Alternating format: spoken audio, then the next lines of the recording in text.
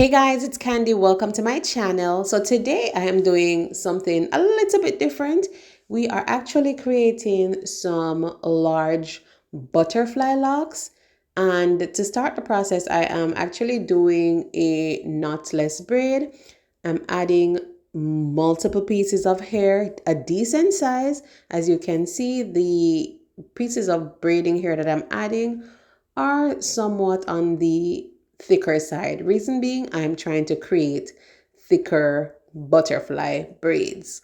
And I literally add maybe about 7 to 8 pieces of that braiding hair until I get the desired size. Then I stop adding and then I would just continue and braid the hair all the way down to the end.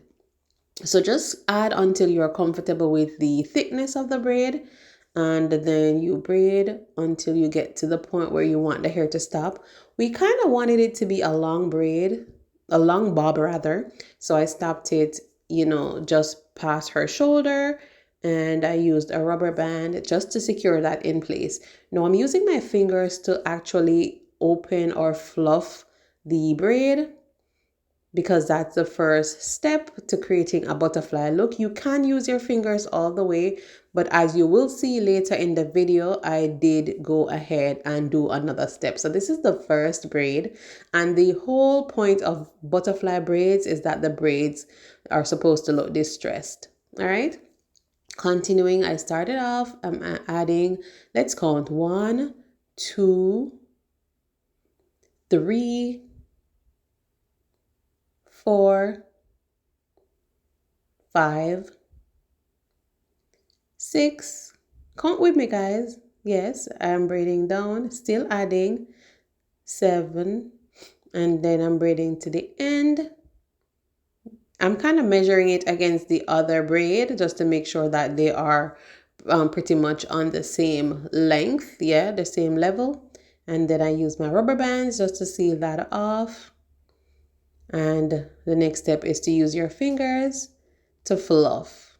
So you're just using it to actually loosen the braid. Now, the easiest way to make sure that step is easy is to not braid the hair too tightly. If you do braid too tightly, then it's going to be a more challenging process to try to, fluff that out.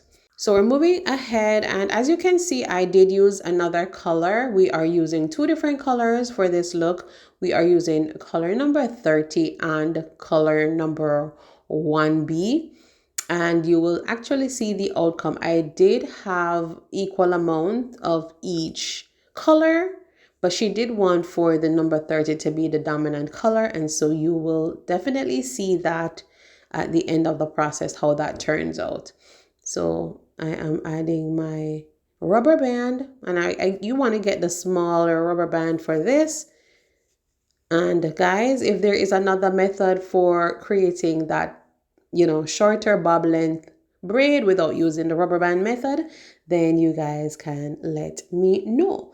Now, the hair that I use is regular braiding pre-stretched hair, and this one is from the brand Spectra. You definitely can use whatever brand. It is not that serious. So as you can see, I am now using an additional method, which is using my the tail of the comb to actually create an even more distressed look.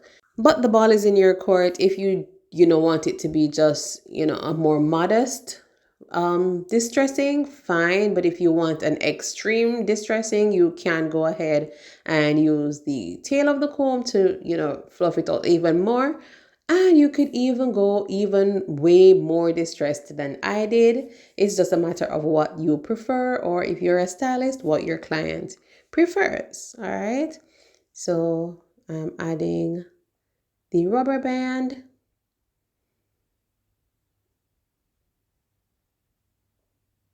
And then we are going to just go ahead and do the fluffing. And you could do the finger process first, then go in with the rat tail comb. I'm showing you different options, or you could just use the tail of the comb right out from the beginning and just, fluff it out with that. No harm. It's just a matter of what you want. All right, so let's go on to the last braid, guys. As you can see, guys, we are seeing a lot of color. She wanted a lot of the color to be on the top so that, you know, it's almost as if the hair is highlighted with the black, and the number 30 is the dominant color. So that's what we did. Just going ahead, adding our pieces of braid.